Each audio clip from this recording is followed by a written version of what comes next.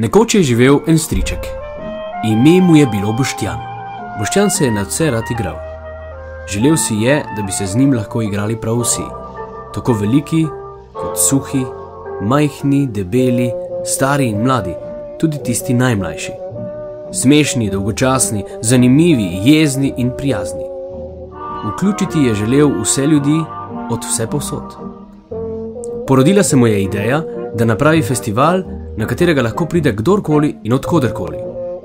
Za pomoč je prosil nekaj svojih prijateljev in skupaj so leta 2007 prvič priredili festival z imenom Igraj se z mano. Na festival je prišlo ogromno različnih otrok iz raznoraznih šol in zavodov. Vsi so se neizmerno zabavali, zato lahko rečemo, da je bila ta zamisel pravi uspeh.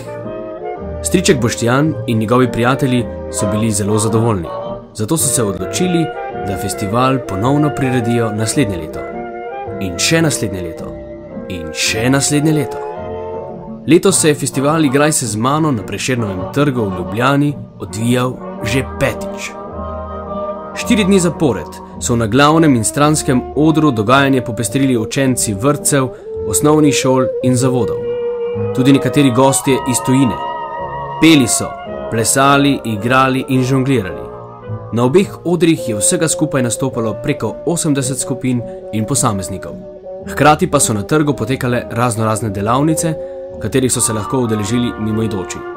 Več kot 80 prostovoljcev dnevno je izvajalo do 25 delavnic vsak dan.